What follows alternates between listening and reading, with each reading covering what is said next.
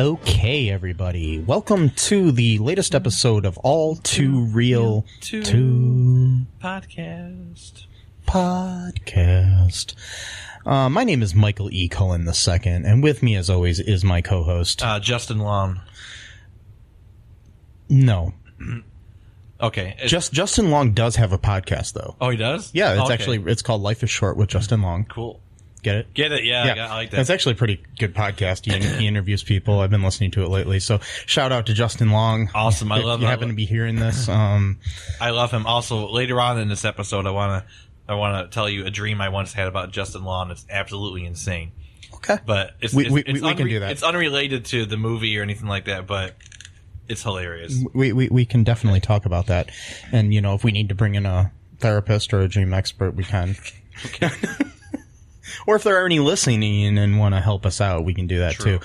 But anyways, today the movie that we are covering for our Direct from Hell series is the direct-to-video sequel to the movie Waiting, the 2009 film Still Waiting... Get it? Ellipses. Oh, wow. That's what those are called. Yeah, dot is an ellipses. And that's actually how the title is, with the three dots. Okay. Yes. Basically, it's a sequel to the movie Waiting, which starred Ryan Reynolds, Justin Long, among other people. Mm-hmm. Luis Guzman. Yeah, Luis Guzman. He's in this one too. Yes, he is, reprising his role.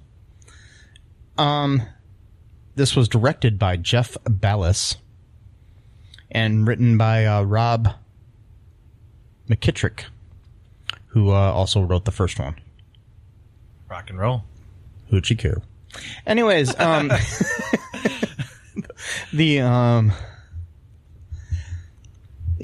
so this movie, for want of a better word, yes. Yeah, it's a movie. Basically, okay, we've got a new star to this movie. Our main focus is John Michael Higgins playing the character of Dennis, who is the restaurant manager of Shenanigans, the restaurant from the first movie. I think it's a different location, but still a franchise of Shenanigans, which is kind of like a TGI Fridays or Chili's or something kind of wannabe. Yeah, it's like one of those kind of like family-ish, restaurants that also caters to like a more, like sports bar-y type of, whatever. Basically an all-inclusive type of, restaurant. And he's got the chance to be. He lives with his mother, by the way. He's nearing 40. Even though the actor is probably sure he was probably older than that. I don't know. It depends. I don't know. It's kind of hard. He's one of those guys you can never. He's always looked the same. Oh, really? Yeah. He's like always looked older than he is, but he's still. Yeah, even like in the Mighty Wind, he looked pretty much the same. Like, yeah, he's I don't know. He's a great actor, though. I will give him that. I don't know. So there's a restaurant right next door. It's kind of a Hooters sort of wannabe called Tata's. Get it? Mm-hmm. Get it? Yeah. They're a little more blatant with the whole, thing. I like the name of some of these restaurants. That's what they're called, restaurants. Yes. Oh my god. Yeah, that's an actual term I've heard before, because there's like this, and then there's like Tilted Kilt is one that they kind of have that. Twin Peaks. Twin Peaks is my favorite of all of them. Which I've been to, not because I've wanted to go, but because I was riding in the car with other people that decided to stop there. I'm not going to wait in the car, so. Yeah. It's not, I don't get it. Where was it? It's just like on Monroe Street, like in near Talmadge. And, oh, we have one locally? Yeah, we have. Wow. I didn't know we had a Twin Peaks. I just don't get it. I mean, it's like, and plus too, me being like a shy person, it kind of ruins it for me, because like they're dressed specifically so that you're supposed to look at them. Yes. But since I'm such like a pseudo gentleman or whatever, I'm like literally like making like total eye contact like the entire It's time. like the only time how are you doing? Like yes, I do see that you've got a low cut top. I'm looking at your face right now. Like, it's so. It's like the only time in your life you actually make eye contact with a woman. Yeah, exactly. No, I'm joking. No, yeah, no. Pretty much. No, that's how I am usually. That's pretty true, actually. And so it just, it's like it makes the whole thing uncomfortable. Yeah. It's like for everyone. I used to have I've been to Hooters several times over my life. I used to have a boss when we were I used to restore windows and stuff, and this was my cousin's ex-husband, and sometimes I would get paid to go eat at Hooters with him. Like that's cool. You got paid to eat. Yeah, basically. He paid for my lunch, and I was also still on the clock, technically, because we would have downtime. Cool. And he'd be like, hey, let's just go to Hooters. And I'd be like, okay. Like, I could eat some wings. Like, sure. Like, what the fuck? I love jobs like that, where you can just kind of be very, like, loose about things like that. I mean, it was all cool until he skipped the country with some of my money. Well, there's that part, yeah. There's that part of the looseness as well. Yeah, there's literally the part where he stole my cousin's motorcycle and drove off to Canada. Oh, boy. But anyways, wow, we'll never talk about that again. Start his own version of Hooters. Yeah, he was saving up money. Mm-hmm. It's called Mounties. Mountie, god damn it! That's the reason why he was going to Hooters so much. He was doing looking research for, like, company secrets. Yeah, so he could start his own competition. I really want to start a Canadian Hooters now and call it Mounties. Jesus Christ. Oh, God. Yeah, Jesus Christ has nothing to do with Mounties. No. Either kind. Anyways, so... so back to the movie. There's a restaurant next door called Tata's, and one of the guys working at the restaurant named Agnew, of all things, played by Steve Howie, who you may know from the TV show Reba. He's also in Stan Helsing, which is a movie we should probably cover for this sometime. It's a really bad horror parody movie. I've seen it. Yeah, but Steve Howie's actually a funny actor. I like him, but he's kind of a slightly racist, bigoted asshole. And his girlfriend is starting a job at Tata's, and he doesn't like it that much because he's afraid it's going to lead her into becoming a stripper or something.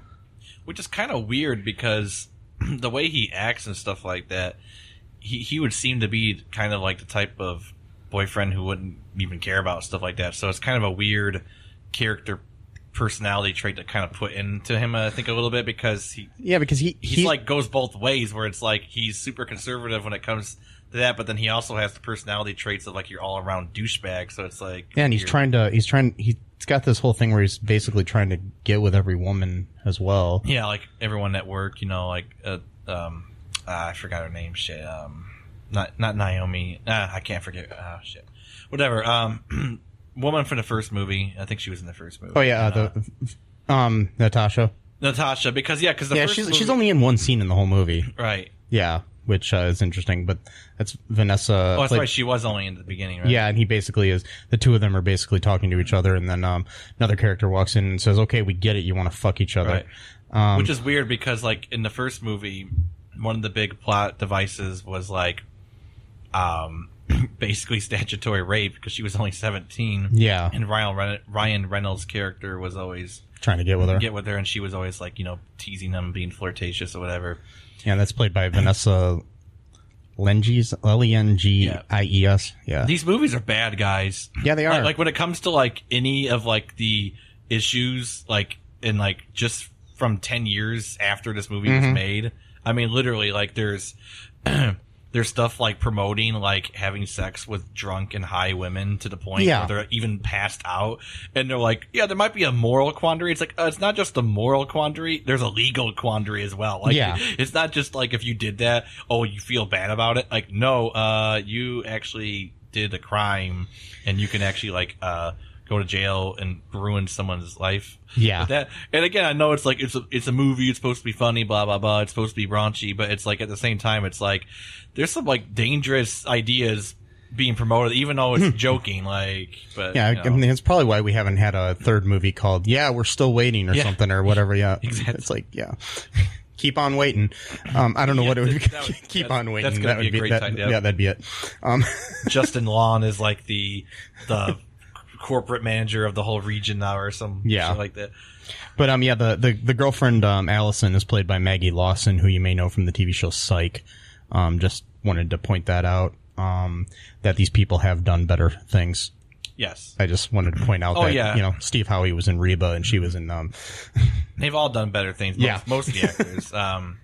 So don't like take them to court for this alone, because there's more to them than this. Mm-hmm.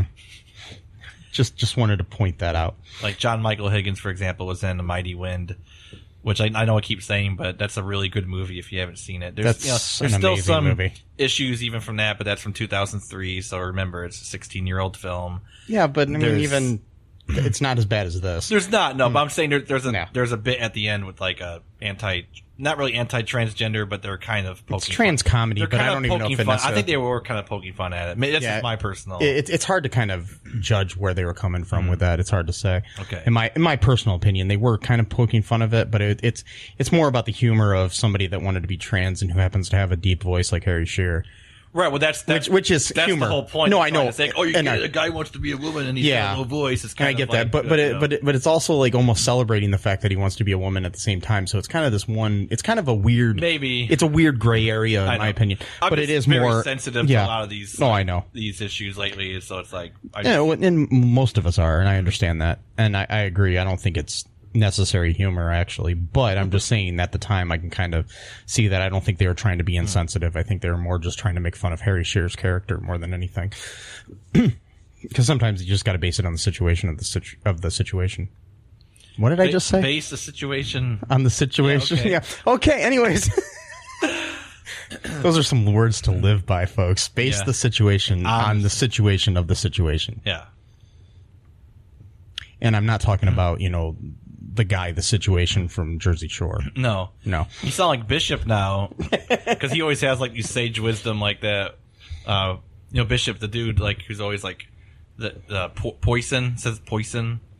The dude that gave him a $20 tip because he said, in the movie tip. Got you. And then he gives him Shy McBride's character. Yeah. His name was Bishop in the movie. Yeah, he's the first one. Yeah, he's called Bishop in this one as well. I just wasn't sure if I forgot his name, and I was like, "What? Who's Bishop?" Because he's kind of like a philosopher. Yeah, that's why they call him Bishop, because he's always got like this, like sage wisdom or whatever. So yeah, there are returning characters with cameos, like we said. Luis Guzman is back as Radimus, and there's Chris Williams is back as Chuck, who is one of the chefs who in this movie is like fucking with one of the characters the whole time. So basically what happens next here, like, so he's basically what happens. Okay. John Michael Higgins is living with his mom. Like I said, he needs to raise, some money here to basically possibly become the district manager of the, Shenanigans. He has to have a $9,000 day, which, I don't know how much restaurants make, so I don't know if that's good or bad. But, so tell him that he tells the crew there so they can work their asses off that the restaurant's going to close if they don't make that $9,000. And so they all think they're going to, lose their jobs, basically. So that's the motivation that he gives them. Yep. And then hilarity ensues. And at the desperation, he told a lie so he can get promoted. Yeah. Because he's like, scared or whatever, and just wants to, do something. And he thinks if he gets promoted, each time he gets promoted, that he thinks he'll maybe get a woman. Yeah. That's many women or whatever. Yeah, like he went through this whole thing where he's like, if I got out of the kitchens, then I became a server, and it's like what? Like, weird. I don't get it. Like, like I can understand like really big time jobs, like CEOs, millions of dollars, whatever. There's people that are willing to, be with someone for money, but it's like, I got out of the kitchen to become a server, so now I'm gonna have girlfriends. What? Like, it's just a weird logic to that, but... I mean, money does talk. Somebody's got to explain all the women that were with Trump. So... Well, yeah. I'm just saying. That's what I'm saying. Money. Sometimes money talks, but... Yeah. But kitchen money versus server money is not exactly that much of a jump. You know what I mean? So it's like... No, it's like in my lifetime where I've had opportunities in certain businesses to become management, and then I find out what management makes, and I'm like, I don't want that responsibility. Yeah, just for that much more. Like, I get a little bit more money, and I get to get yelled at by the district manager or whatever. Yeah, fuck that. Yeah. I mean, I'm sorry, but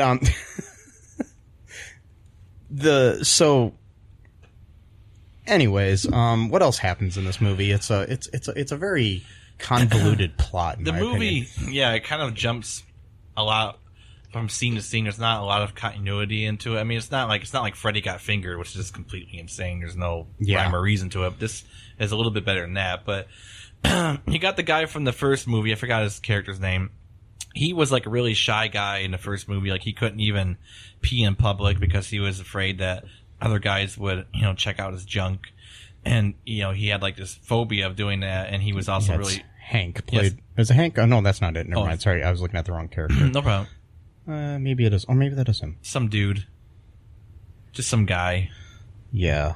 Let's see. I'm going to call him some guy. Yes, call him some guy until I find out his name. So some guy, he was really shy. He couldn't really talk Mason. What's that? Mason. Is that right? No, Mason's the guy with the lisp. Right. Never mind. Okay. Some guy, he couldn't talk to women and stuff like that. He was always really insecure, and he would always like, that's not him. Do the thing that pretty much all women hate, I guess, which I'm not a woman, so I don't know, but he always would ask them, "Are you mad at me?" And that apparently drove them like crazy, but like in the bad way.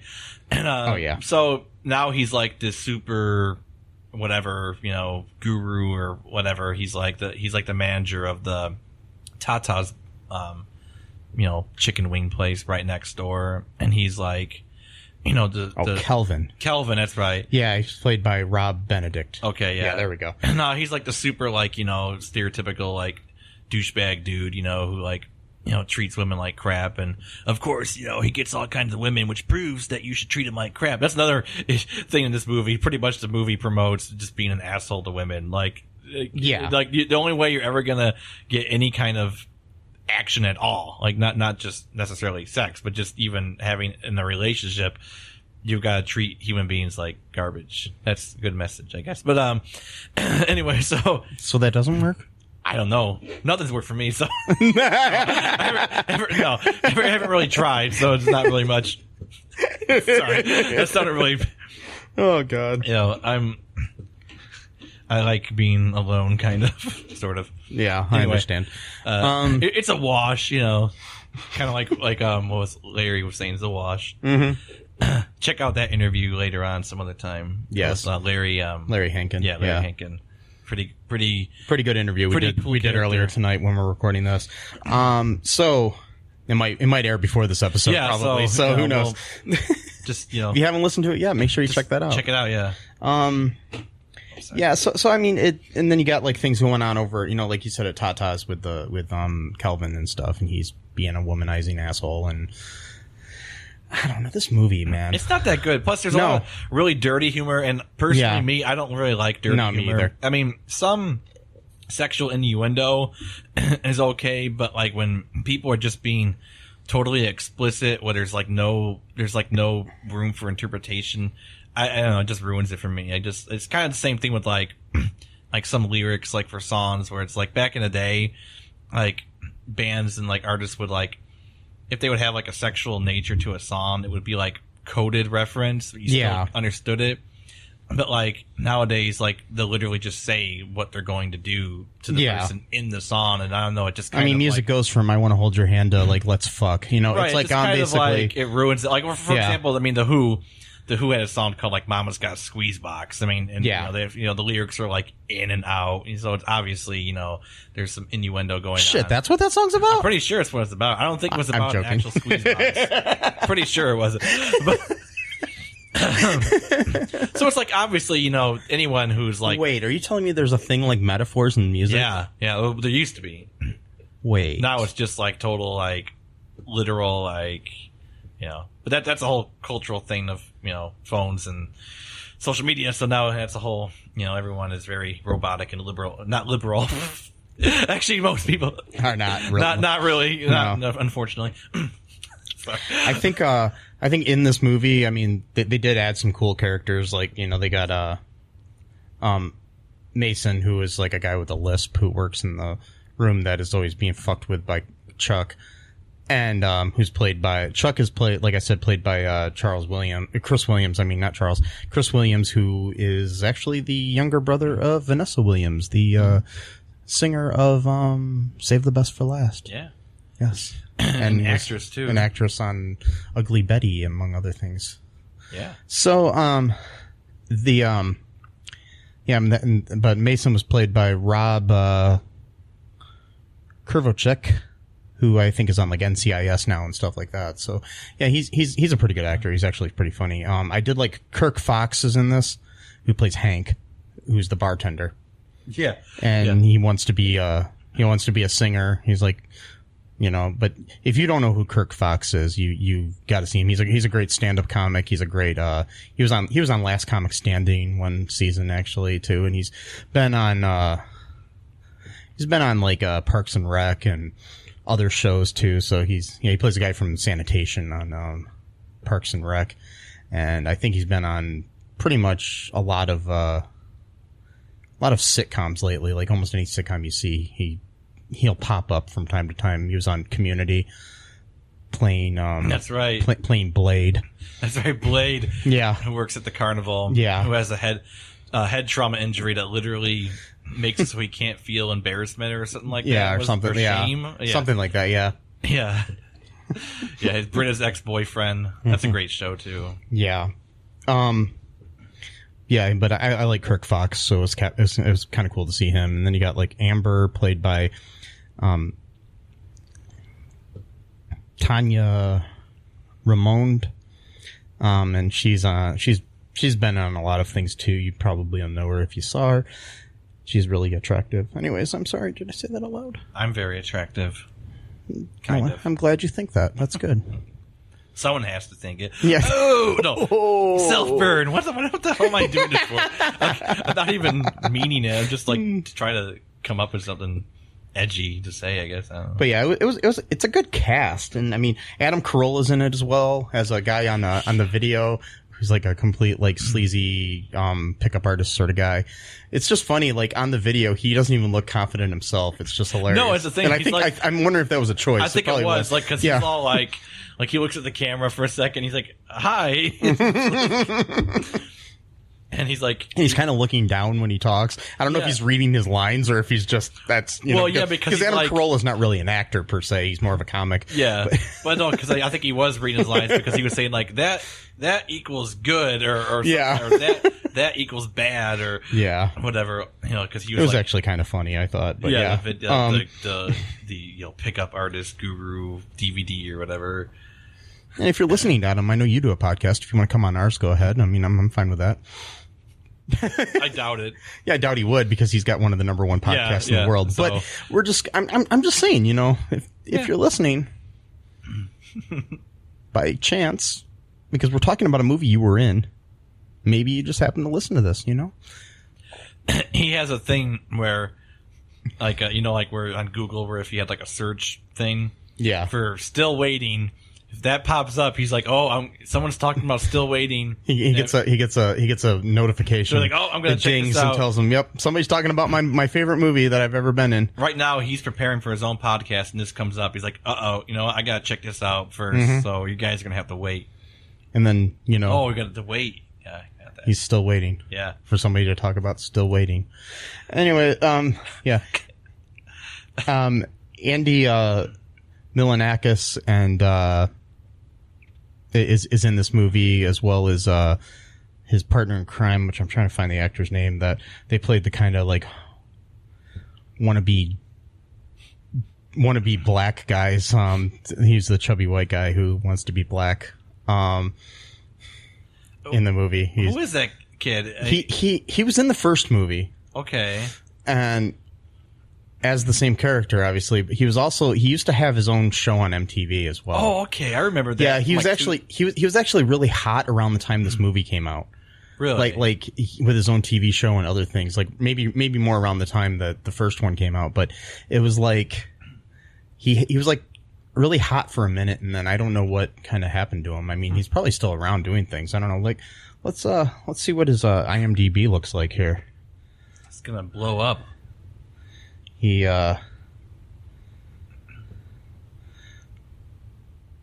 thing he did was a movie in 2018 called Omega Event, but he's been doing a voice on the Adventure Time animated show, which is pretty well. He's also looks like he's doing a lot of voice work. He was also doing the voice on something called Future Worm, which is another series. He's got he was in the movie Halloween. Huh. Never heard of that, but I just thought the title was kind of interesting. Yeah, I wonder if it's probably like a drug movie or probably a stoner comedy, I'm assuming. And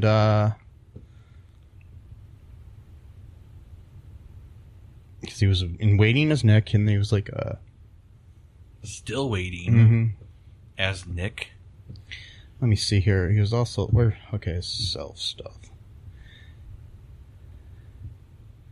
He had the Andy Milonakis show or live or whatever, and then he had oh,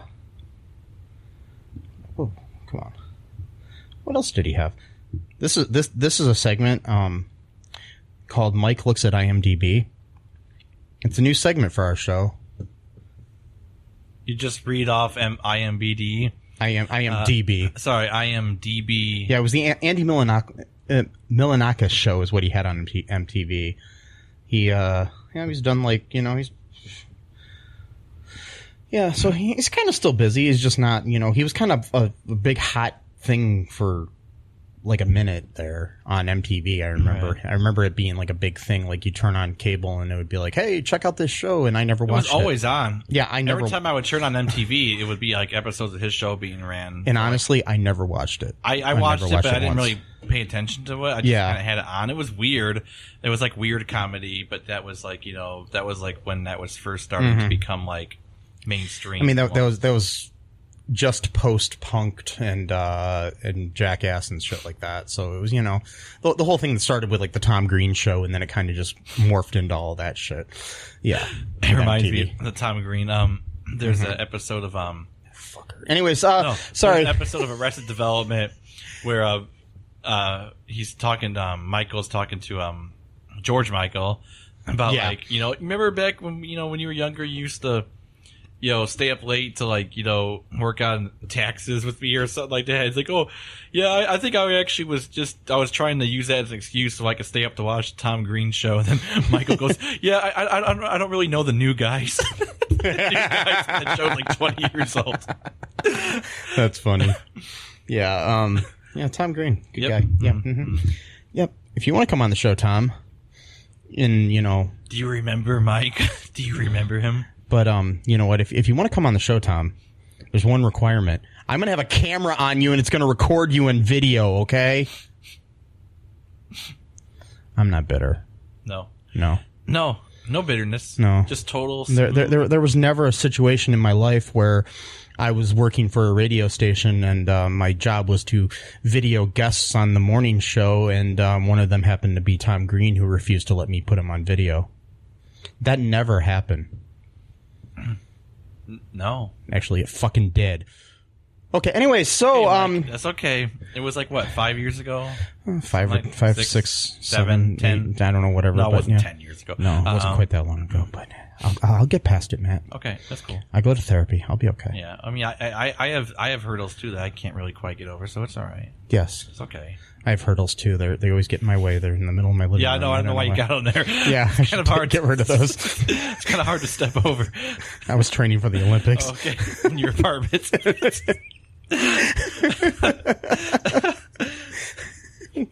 Fuck. So, do you want to take a break, Matt? Sure. Yeah, we'll take a break and we're going to talk more about Still Waiting. Sorry, we got to make you wait. Yeah. Okay, we'll be right back. Hey, folks, this is Michael E. Cullen II from the podcast that you're listening to right now, along with Matthew Haas. We just wanted to tell you about our great podcast called Super. It's called All Too Real. And on that show, what do we do, Matt? We watch biopics and then we talk about whether or not the movie matched up with the real story or not. So it was a lot more exciting than that, though. Yeah. So we analyze the real story and the real story. Get it? Get it? Real. You know? Yeah, they're spelled differently, folks. You can guess which one I said which way. Anyways, so sometimes we have a guest, sometimes we don't. But we talk about great movies like Shattered Glass and The Social Network and Futile and Stupid Gesture, among others. Those are some of the ones that we've covered so far, and we're going to cover a lot more. So please subscribe on Stitcher, Apple Podcasts, Google Podcasts, wherever you find your great, fun podcasts. And be sure to share it with your friends. Do it. Do it. Do it. And make sure you're not afraid to get all too real. Bye-bye. And we are back. I hope you enjoyed those ads. I did. I did too, Matt. Which ad? Who knows? I enjoyed that one. You know which one. I am sort of certain that's the one.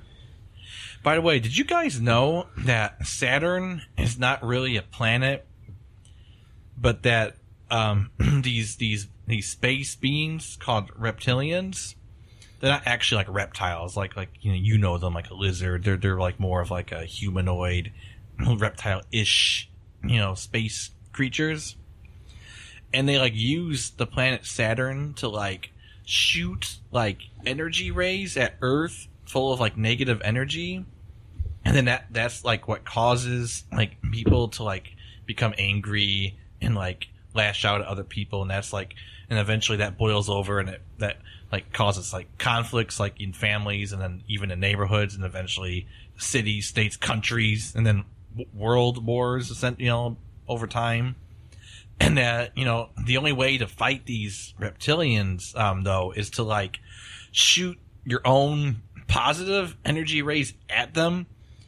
Because you can't see, if you get angry and fight them, then you're just making their energy rays stronger. So that fuels them. So they keep winning, because if we keep fighting, they're just gonna get stronger. So we gotta fight them by not fighting them. It's kind of like almost a Zen type of thing. So like we have to like. Sorry, that's the wrong podcast. Welcome back to All Two. Is this true? With Matt.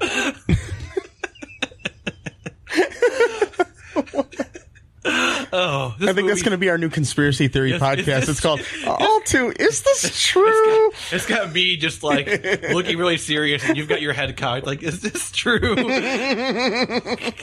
Yes, please, let's do that. Yes, I want to do like a conspiracy theory where you're just like really skeptical. Like the whole time, I'm just like, is this really true?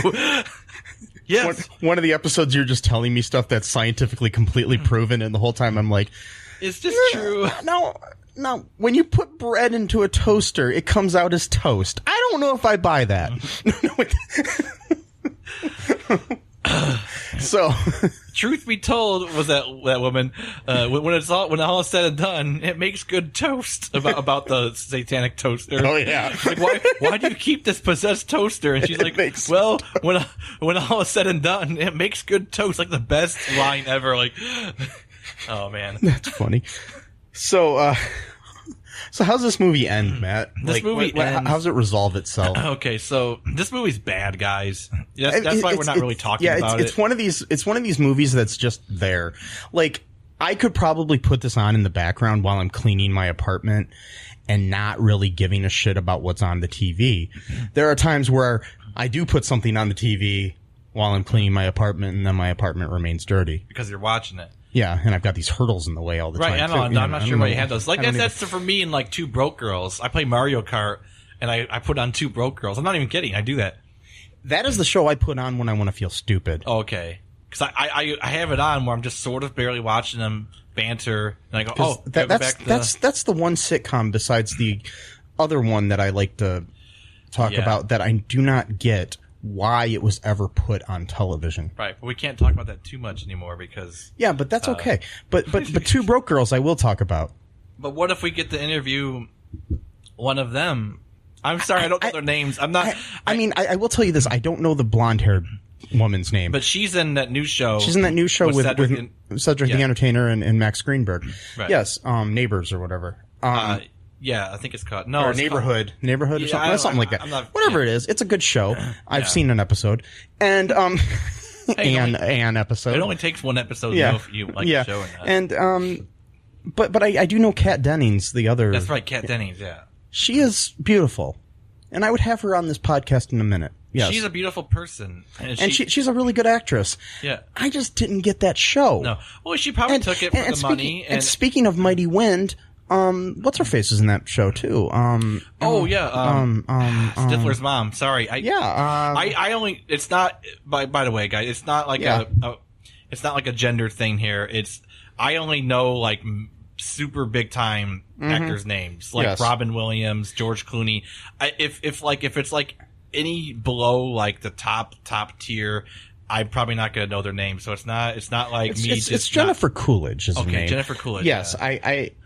I knew that. I just had to double check on it. Honestly, I just looked it up because I forgot. I was like Coolidge, and I couldn't remember Jennifer for some stupid reason. She actually uses the same accent that she used in The Mighty Wind. For that very show. Similar. Yeah. It's not, and she's good too. I just don't get that show. I don't get it. It's money. It's and that's not a bad thing. It's like they probably need no. I'm fine. No, I completely understand why.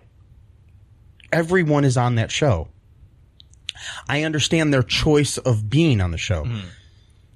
I just don't get the choice of anyone to watch the show. Right. It lasted 6 seasons. Yeah. Yeah.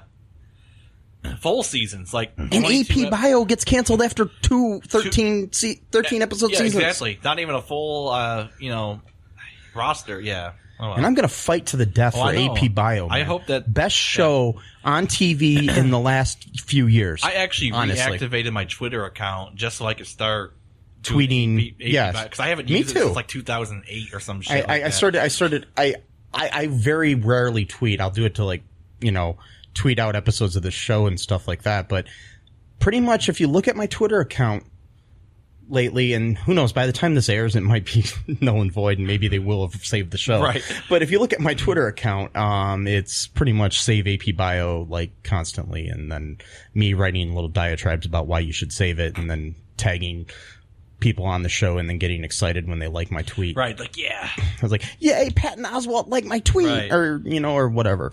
Or Dan Decker, the actor. No, he has yet to like any of my tweets. Well, maybe he will. But he might, yes. Well, Dan Decker's busy. Yeah. I mean, he's got to catch popcorn in his mouth. Yeah. He's got to read, Jack's, manifesto, into a podcast. But I mean, shout out to Miguel who plays Eduardo. He's a great guy. Oh yeah. Yes, I like him. He liked my Facebook comment about the show. So he went over to Facebook, man. Yeah, he's friends with me on Facebook. That's now awesome. too. See, so when a young person goes on Facebook, yes, that means that they really are serious about getting in touch with their fans, because let's face it, Facebook has become pretty much adult book at this point for the most part. Yes. Anytime adults get onto a social media platform, the kids are like, Speaking of which, to bring it back to Still Waiting, it's funny in the movie, because this was a movie from 10 years ago. Kirk Fox's character of Hank is talking about how he's got his music on MySpace, right, and he says, I had somebody do a hack, so anytime you click on things, it plays my music on MySpace. It's like he uploaded the virus. Like that's a good thing. Yeah. Good old MySpace, man. Yeah. I miss MySpace. I do too.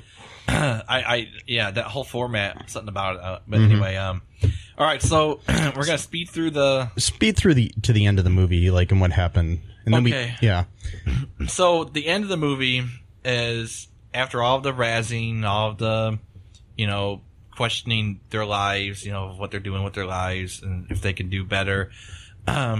John Michael Higgins does not meet the quota. They make $7,200 instead of $9,000. Yeah, so like $1,800 short. So he pays he said I don't know if he actually did, but he just I don't think so. I think he just said that because they were never going to lose their jobs. That's right. They were never going to lose their jobs. Like the store was never going to close. He just lied to them, but then he told them that he paid the difference. And then, I forgot who was it that invited them to the party afterwards, or the get together afterwards. Oh, it was the redheaded woman. What was her name though? Lindsay? Not Lindsay. Was it? Let me see here. Julie? No, it wasn't Julie. I don't know. What was her name? I'm trying to remember. Lily? Nah, I'm just making up names now. Chloe? Is it Edith? Jennifer? Mario? Wait. Daisy? Princess Peach? Oh, now I'm just going to do video game characters. Was it Haley? Metroid? What was her name in Was Metroid? it Haley? No, I don't know if it was Haley. Let me see I don't here. know. Well, she invited him to go to the bar where the guy was going to play in his band afterwards. Yeah. And he's not too bad of a singer. He's not great, but he was okay. No. He was trying to do like a David Bowie kind of vocalization a little bit. The band wasn't that bad. But anyway, so he was all day, he was like researching that DVD of how to be an asshole to women. And like, they had all these ridiculous like telltale signs of what woman would sleep with you, basically. Right, like so basically like one was like a tattoo, like a bunch of religious stuff, like 4 crosses meant that she was down. Hated her stepdaddy, but yeah. And then another one was like something to do with like love tattooed on their leg or something, and had a drinking and drug problem. And then so, he sees a tattoo, he sees someone drinking. And the tattoo said like love Nana I or love something. Nana or something like yeah. that. And then so you see, because you only see like the back of her head drinking, and then she's smoking like a bowl of weed.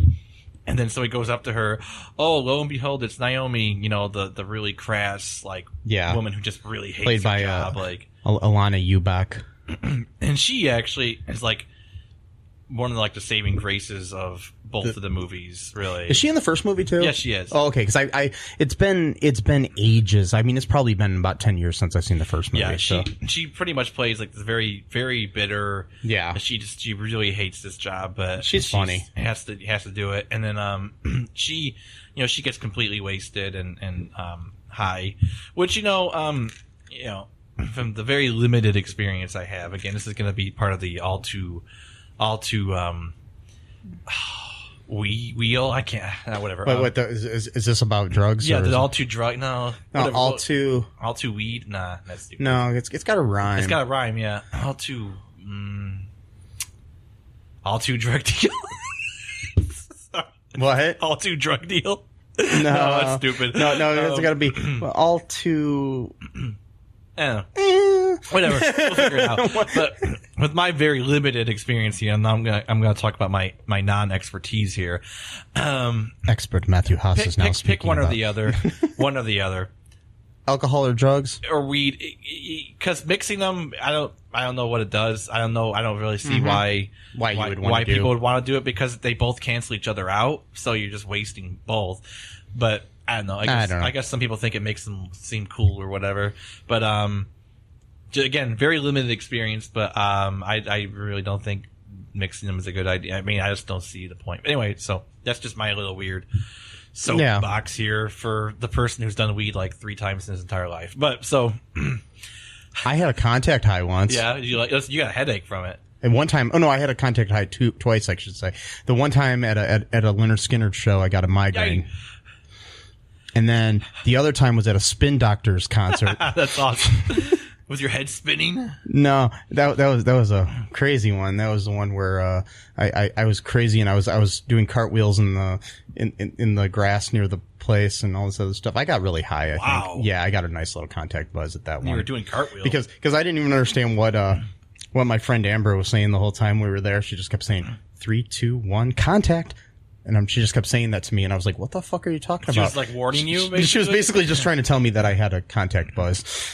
Yeah, if it gets into any of your like mouth or nose, and then it gets into your bloodstream. At that concert, like everybody around us was smoking pot. So you're pretty much like forced to. It was an outdoor concert, like at down at a party in the park sort of thing, and it was crazy. It was also the time where the lead singer that got in trouble because he slept with an underage woman at the show. At that very show? Yeah, who I knew.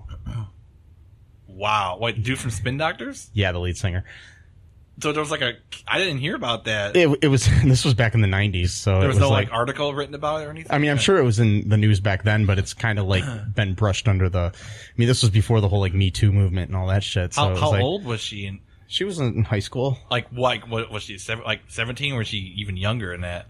Probably about, I was like a senior and she was younger than me, and I was 18. And he was in his fucking 40s at that time? Probably 30s or something, 20s or 30s, something like that. Yeah. I never remember that. Yeah, it was kind of a big thing. And I mean, I don't want to, this is allegedly, I don't remember all of the details of this, so I'm just saying this. So if you're listening, lead singer of the Spin Doctors, I don't know your name, but I still love your music and I have nothing but respect for your music, and the one song I've heard of them. And I'm kidding. My brother had the tape. It was actually good. I used to too. And but the thing is, this is all alleged. I don't know if it all happened. I might be remembering things wrong. I just want to make sure that I am not stating this as a fact. I'm legally obligated to say that I do not know if this happened for sure. But I do believe he was arrested. Anyways, could have been part of the contact thing. Maybe you totally. Maybe I remember this all wrong. You imagine that whole thing. Yeah. I don't know. But anyway, so that was a long. Okay, so a Justin Long. That was a Justin Long time ago. Yeah. So he goes to talk to her. She's completely shit faced. And stoned. Yeah, and this was after. Oh yeah, we forgot the whole thing where Justin Long had a nice little cameo in the movie where he's the big corporate guy for the company. Yeah, of the restaurants, and he was great in this. Yeah, he was. I mean, he was funny because he's reprising his role from the other one, where he was basically just a waiter in the other one, but now he's like, he's become an internet porn and OxyContin addict. Yeah, no, he's, oh my god, he's so depressing in this, but sarcastic too, and because he's like, you ever heard of internet porn? He's asking the bartender, and he's like, yeah, well, I tried to jump out a window, and I broke my ankle, and I have a little bit of a head injury, but it's not to the point. He's like, and I got addicted to you ever heard of OxyContin? The bartender funny. Just getting more depressed by the minute. I'm not gonna make it ever. Oh god. Yeah. But anyways, they Dennis, the character that the Higgins plays in this movie, ends up sleeping with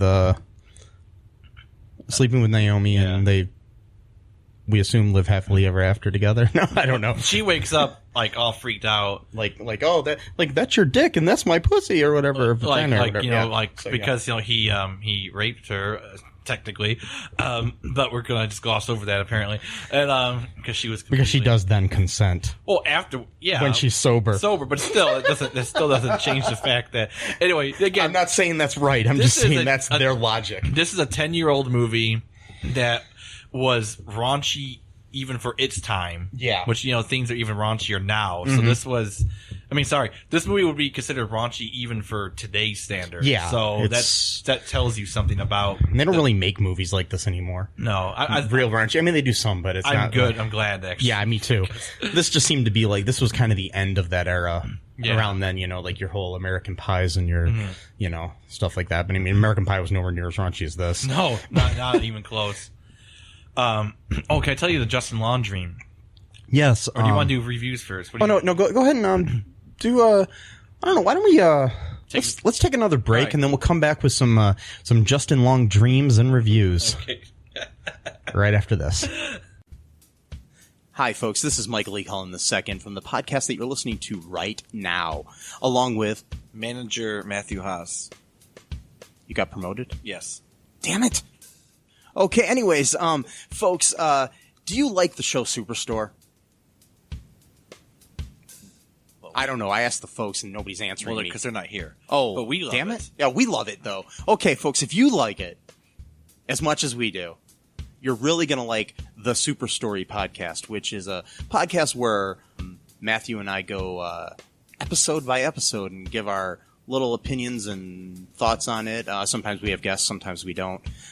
Just depends on how we're feeling. Yeah. And, so if you like this podcast and like our little crazy banter, then you should definitely check this out. Or I might get sad. And when I get sad, it gets pretty sad. Yeah, so I can't deal with him when he's sad. Yeah, no one can really. So yeah. So check out Super Story Podcast right here where you get this podcast, Super Story Podcast. Step 1, dramatic introduction. I am Magus Elgar. Magus That'l Elgar is one of the more respected casters in all of Hearth. The dragon bone plate in my skull probably needs its focus enchantment aligned. Though don't expect to go under his tutelage unscathed. Well, you know what they say. Pretension can turn intention into the best retention. Nobody says that. No, not really. You can hear Magus Elgar and his exciting adventures. Visit MagusElgar.com to download your copy today. And we are back. I hope you enjoyed those ads, folks. I know I did. How about you, Matthew? Oh, we're doing ASMR right now? Yes. Okay. I thought the ads were very sensual and like calming and relaxing. You just kind of want to fall to sleep to very, very gracefully. You're listening to All2. Shh.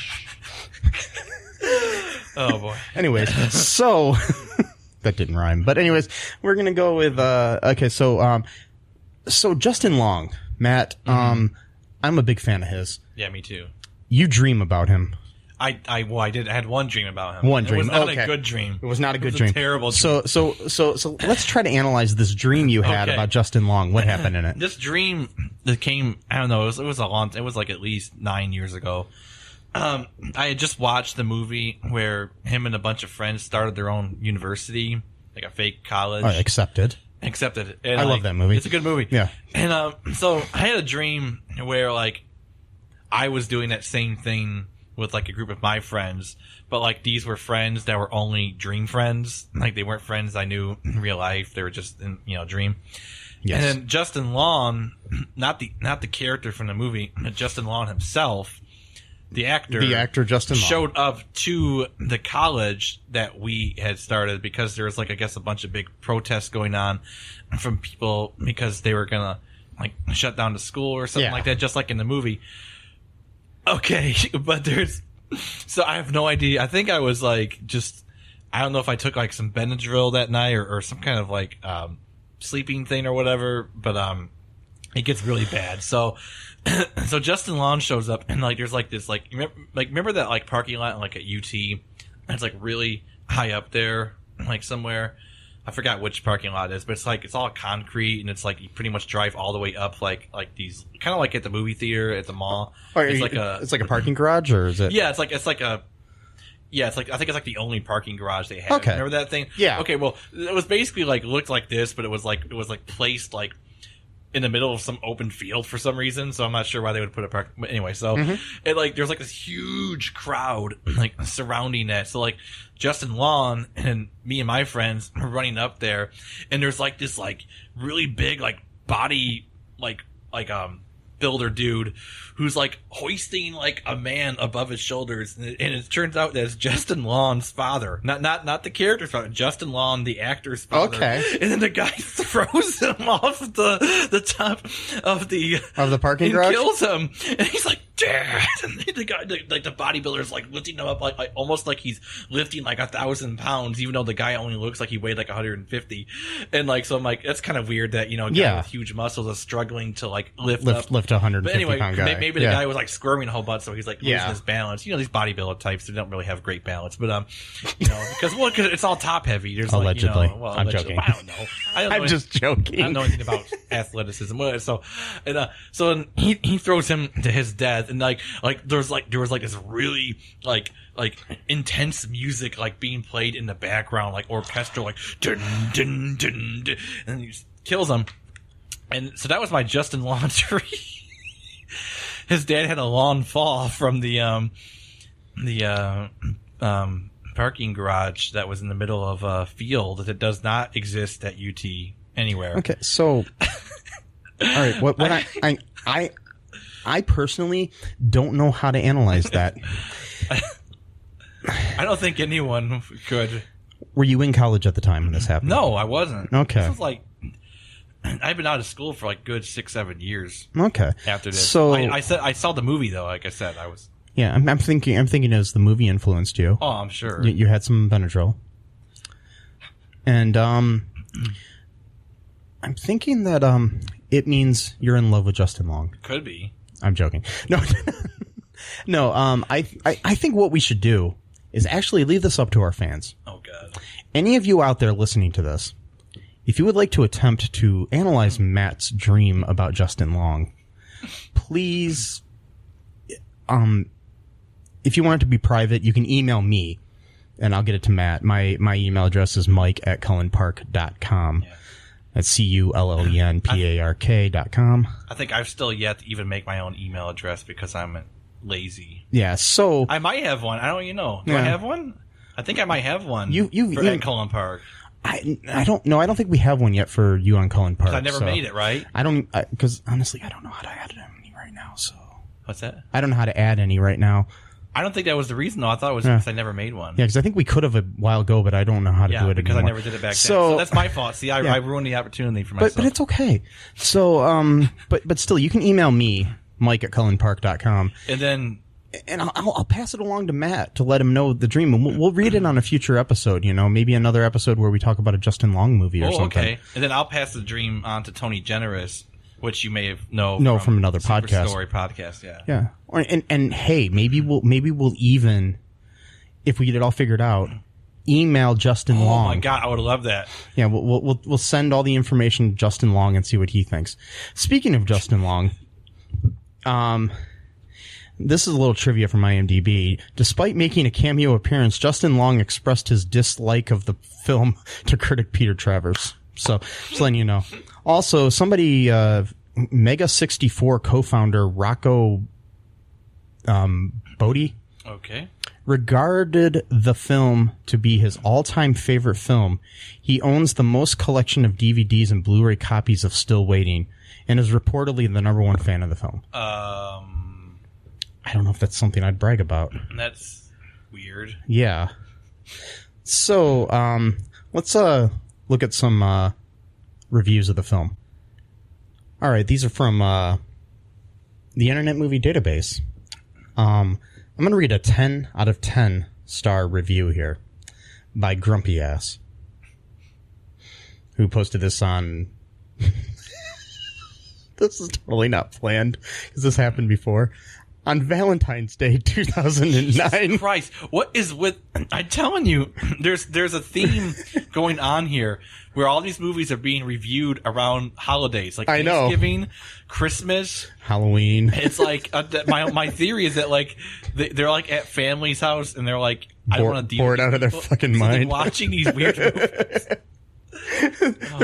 It's like one of the two movies on the shelf at Aunt Sharon's house, and you're just like, hey, let me... Okay, anyways. If Aunt Sharon had Still Waiting, that'd be kind of weird, but... It would be. If she had something like Beethoven's Fourth, it would make sense. But the, anyways, okay, the headline for this is, one of the direct-to-video sequels. This is definitely a must-see. Okay, I am one of those people that absolutely hate direct-to-DVD sequels or movies in general. Okay, does that mean like direct... probably direct-to-DVD movies in general. Because maybe you just hate movies in general, then you probably shouldn't watch them. Anyways, they always lack the talent or effort put into them. Well, if you enjoyed Waiting, you will definitely enjoy this. This movie was nonstop laughs. It brings back the majority of the original cast. Not really. Some with just special appearances. Oh, I guess so.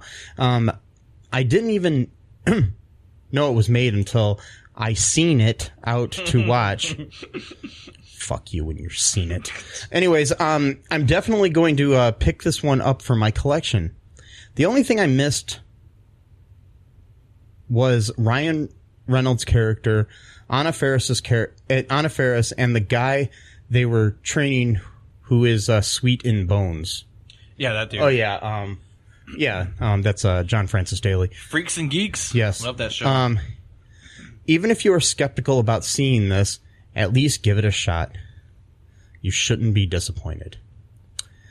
Oh my god, really? I don't agree. I don't either. So, I mean, there were some laughs here and there, but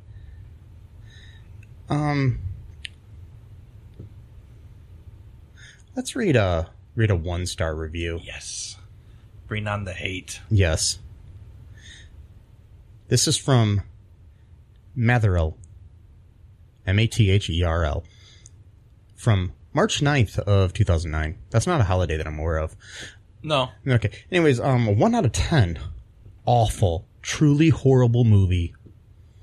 Loved the original. Yes, the first one was full of toilet humor, but it was laugh out loud funny. I really rated Ryan Reynolds in Waiting. He's almost like a new Chevy Chase. It's kind of true. Still Waiting, like a young Chevy Chase, in a way. Still Waiting is one very nasty, even little racist movie. That's true. It has no redeeming qualities. I barely raised a smile the whole way through. Please don't waste your life on this muck. It's even tarnished my memory of Waiting. No wonder this went straight to DVD. Potential funny scenes were rushed through without expanding the scene. It seems like a very lazy attempt to cash in from the fans of the first. It felt very low budget, as some have said already. Even felt like a porn movie acting. Avoid. Capital AVOID with an exclamation point after that. Okay, so I think that's it for right now on the reviews. Last things last. Would you recommend this movie to anyone, Matt? Even fans of the first movie? No, not really. And that's just me because, like I said, I just don't like raunchy sexual humor. And there was racial humor too, which was weird. Yeah, there's a lot of racism in the movie, and again, part of that was to like show how bitter this character was. Yeah, because he was pretty much just like a really bitter guy. Yeah, the character that Steve Howey was playing, and it's just like like he hated, like he was not a happy person, and he was. And his name was Agnew. I wonder if that was any kind of like reference to Spiro Agnew. I don't know. I'm not sure who is. Spiro Agnew was Nixon's first vice president. I doubt it. I don't know. I'm pretty sure. I've never heard the word Agnew besides this. It's a pretty unique name, but I doubt that they were going. That a very smart political humor. Well, there was though, because that Tata's because there was funny because like when they had downtime at Shenanigans, they're just talking about raunchy. About women's breasts and stuff. And they're like, I wonder what the girls at Tata's talk about when they have downtime, and they're like having like this like really like intellectual political discussion about like Middle East foreign policy and stuff like that. So just that was kind of kind of cool. But other than that, then this movie I just did not like it. It had its moments that were funny here and there, and I like the cast. Don't get me wrong. I think they were all good. It was just lacking something that the first one did have. I mean, there was a bit of a heart to the first movie, I think, if I remember correctly, but I don't remember much of it, honestly. But I remember liking it. But yeah, the raunchy humor and the shock for shock value. It's like, I don't know. It's like listening to one of those stupid shock jock morning radio shows, but put into a movie form. Yeah. It's one of those things that just thinks they're funny, even though I think we do that too from time to time. So, but that's okay. I mean, you gotta laugh at yourself. Mm-hmm. But anyways, so I wouldn't recommend it either. Sorry, guys. Sorry. But for now, I guess, we're done with this episode. This was a long one. Anyways, we hardly talked about we hardly talked about the movie, and I hope that's okay for you folks. Here, let me speed you up really quick. All right, can I do like a speed run here? Yeah, go ahead. Okay, so the dude who was like really like cool with women now. He's got all nervous again because a guy was checking out his junk when he was peeing. Yes. So now he's back to his old self of like, are you mad at me? Are you mad at me? And then all the women are like, ugh, you know. So they leave him. So now he's back to where he belongs. Justin Long's character is addicted to internet pornography and OxyContin, and he is intentionally destroying the spirit of the bartender. He told himself that he's doing it just to piss him off and make him regret his life decisions. And then the John Michael Higgins character is being not interviewed, but he's being what's the word, like evaluated by Justin Long's character. Yeah, and the and David Koechner. I didn't even mention David Koechner. Oh. He's in the movie. I forgot about David, him. That's the guy, the balding guy. Yeah. The guy from everything, from Anchorman, and you know, and he's one of the funniest people on the face of the planet. He's back in the movie too. Yeah, but I totally forgot. Well, because like I said, this movie, the pacing is so messed up. So weird. So because you skip a beat, and then you're on to the next scene. Yeah. So he's the one that's like really kind of like pushing him to make the $9,000 in one day. And then Justin Long's character he's actually the boss now, or superior of that character, because he was the boss, he was the manager in the first movie. Yeah. And then Justin Long's character was the waiter.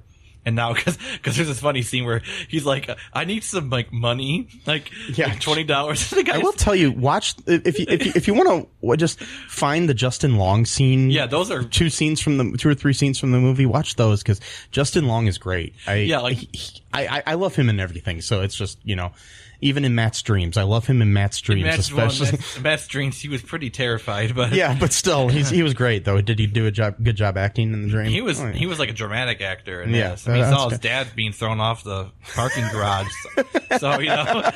And but yeah, he's like so sarcastic in this movie. Like he's literally just like taking like a 50. He's like, why don't you just make it a 50? Just round up. Yes. From a 20. Probably to buy more OxyContin, I'm guessing, or internet porn, but... Oh, boy. So anyways, hopefully we'll have something better to talk about next time. Yeah. Hope you all have a good evening, day, morning. Yeah. Middle of the afternoon, whatever it is that you're listening to this wonderful podcast. And bye for now. Bye. Bye-bye. Thanks for listening to All2ReelToo podcast, a Cullen Park production. Produced and edited by Michael E. Cullen II. Music by Matthew Hawes. Subscribe and share the show. Visit us at cullenpark.com.